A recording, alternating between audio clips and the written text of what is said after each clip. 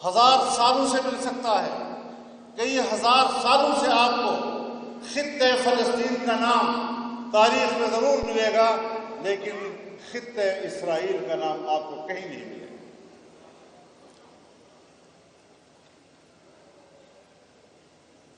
سلطنت عثمانیہ کے قلمرو میں تھا، تمام عرب بھی، فلسطین بھی، اور برطانیہ نے بہت کوشش کی، مالی پیشکشیں کی، کیا کچھ نہیں کہا۔ خلافت عثمانیہ کے اس وقت کے حکمران سلطان عبدالحمید خان ثانی، لیکن وہ نہیں مانا، یہودیوں کو بستیاں بنانا اور آبادی کے لیے اجازت نہیں دی۔ جب ان کی تمام کوششیں ناکام ہو گئی، پھر سلطنت عثمانیہ کے خاتمے کے لیے سازشیں شروع ہوئی، اور پھر ان سازشوں کے نتیجے میں بالآخر سلطنت عثمانیہ کا خاتمہ۔ چنانچہ برطانیہ نے اور برطانیہ کے وزیر خارجہ دالفور نے 1917 میں جب برطانیہ نے اس علاقے پہ قبضہ کیا تو انہوں نے اسرائیل کے قیام کا اعلان کیا، پوری دنیا سے یہودیوں کو لا کر یہاں آباد کیا، اور ظلم یہ ہوا کہ اقوام متحدہ نے اسرائیل کو بطور ریاست تسلیم کر لیا، جسے نہ عرب دنیا نے قبول کیا اور جسے نہ اسلامی دنیا نے قبول کیا۔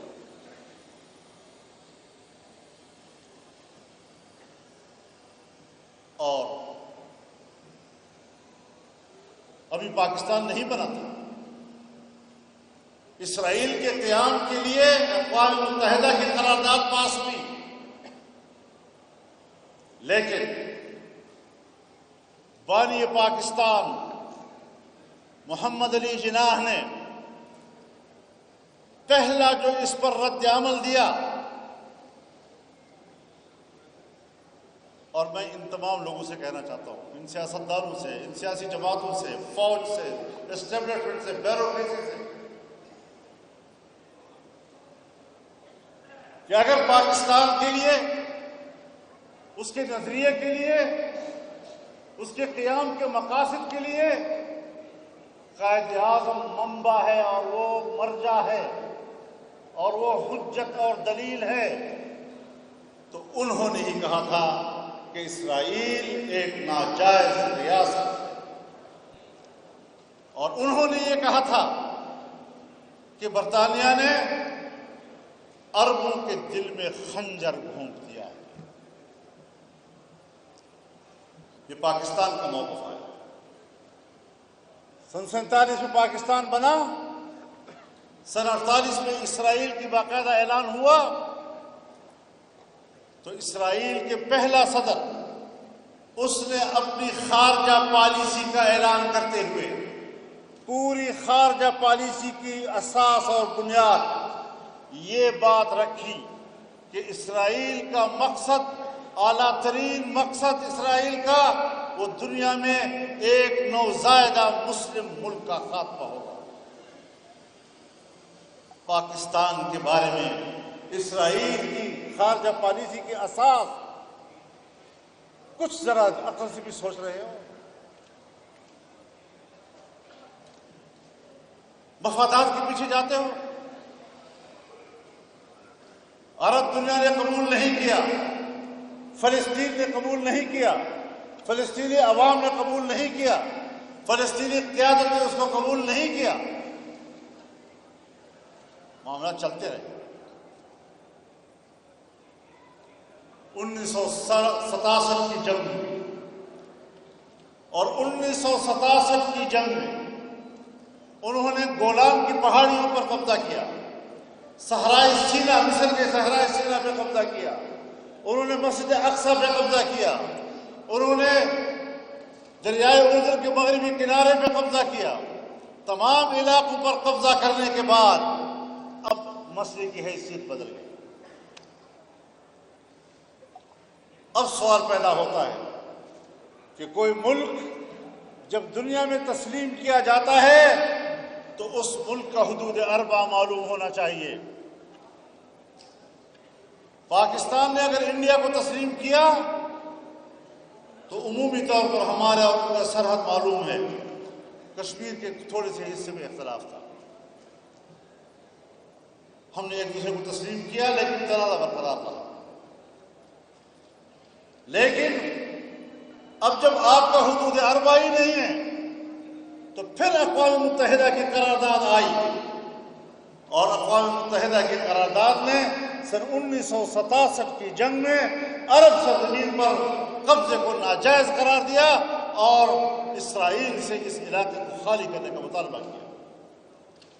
اب آئیں پاکستان کے کشمیر پر موقف اور فلسطین کا اسرائیل کے بارے میں موقف، عربوں کا اسرائیل کے بارے میں موقف، اس میں یکسانیت آ جاتی ہے۔ یہ اقوام متحدہ کی قرارداد ہے، انڈیا سے کشمیر سے فوج کے انخلاء کی بات کرتا ہے، اور اقوام متحدہ کی قرارداد عرب سرزمین سے اسرائیلیوں کے نکلنے اور ان کے انخلاء کا مطالبہ کرتا ہے۔ لیکن ہمارے حدود معلوم ہیں، وہاں حدود اربع معلوم نہیں ہے، وہ علاقہ متنازع قرار دے دیا گیا۔ حیرت اس بات پر ہے کہ جس ملک کا حدود اربع آج نہ ہو، مقبوضہ علاقوں پر سے نکلنے کی بات کرتا ہو اور دنیا اس کو تسلیم کرنے کی بات کرتے ہو، کس بنیاد پر؟ اور جب اقوام متحدہ اس کو متنازع علاقہ قرار دیتا ہے تو پھر امریکی صدر ٹرمپ کو کیا حق پہنچتا ہے کہ وہ اسرائیل میں اپنا سفارتخانہ متنازع علاقے القدس میں قائم کرنے کی بات کرتا ہے؟ سارے سوالات ہیں، مسئلے کو ہمیں سمجھنا چاہیے۔ اب ایسی تمام صورتحال میں آج تک اقوام متحدہ کی قراردادوں پر وہ عمل نہیں کر رہا، اور صرف عمل نہیں کر رہا، اسرائیل نے ایک بیان دیا کہ ہم جہاں پر پہنچے ہیں اور جہاں پر آج ہماری فوجیں ہیں، یہ ہماری دفاعی ضرورت ہے۔ جب اس نے ایک دفعہ اس کو دفاعی ضرورت قرار دے دیا، اس کا معنی یہ ہے کہ وہ اقوام متحدہ کی قرارداد کو مسرت کر چکا ہے۔ اب دنیا ذرا سوچے تو صحیح، اقوام متحدہ کہاں ہے؟ اقوام متحدہ کی قرارداد کہاں ہے؟ مسلم دنیا کیوں اس میں ہچکچا رہی ہے معاملات میں؟ تذبذب کا شکار کیوں ہو گئے؟ ہمارے لیے کیوں دل میں یقین ہو گئے؟ عرب دنیا کیوں تقسیم ہو گئی؟ انور السادات نے کیوں کیمپ ڈیوڈ کا دعوت کا معاہدہ کیا؟ اور اس نے جب معاہدہ کیا اور جس معاہدے کے تحت انور السادات نے، مصر نے اسرائیل کو تسلیم کر لیا تو سن 67 کے جنگ میں قبضے کی زمینوں کی واپس لینے کا وعدہ کر دیا گیا۔ چنانچہ سرائے سینا کے کچھ علاقے خالی کر دیے انہوں نے، لیکن گولان کی پہاڑیاں شام کی آج ان کے قبضے میں ہے۔ میں خود وہاں گیا ہوں، میں نے خود وہاں کے سرحدات سے ان کے پہاڑ کو دیکھا اور ان کے کیمپوں کو دیکھا ہے۔ دریا اردن کا مغربی کنارہ ان کے ہاتھ میں، غزہ کی پٹی ان کے ہاتھ میں۔ اس ساری صورتحال میں اس وقت سوویت یونین موجود تھا۔ امریکہ کے مقابلے میں ایک سپر طاقت دنیا میں موجود تھی،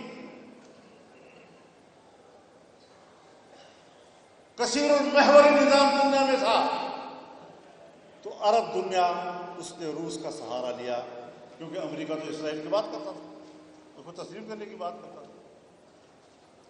لیکن جس وقت روس نے غلطی کر کے افغانستان میں جنگ چھیڑی، اور صرف جنگ ہی نہیں چھیڑی، اس سے سوویت یونین بکھر گیا، ٹوٹ گیا، دوبارہ ایک رشین فیڈریشن کا روپ دھار لیا، ایک کمزور پوزیشن میں آ گیا، اور امریکہ یک محوری نظام بن گیا، یک قطبی نظام دنیا میں آ گیا۔ تو اب دنیا حیران تھی کہ اب ہم کدھر جائیں؟ یہ جو آپ دیکھ رہے ہیں، کچھ عرب ممالک کے خیالات میں اور ان کے کردار میں تھوڑی سی کمزوری آئی ہے، یہ اس زمانے سے شروع ہوئی۔ یہ پاکستان کے اداروں میں بھی جو کمزوریاں آئی ہیں سوچ کی وہ اس زمانے سے شروع ہو گئی. لیکن میرے محترم دوستوں، دنیا میں صرف حکمران نہیں رہتے، دنیا میں عوام بھی رہتے ہیں. اور مسجد اقصیٰ یہ صرف فلسطین کا مسئلہ نہیں ہے، یہ امت مسلمہ کا مسئلہ ہے.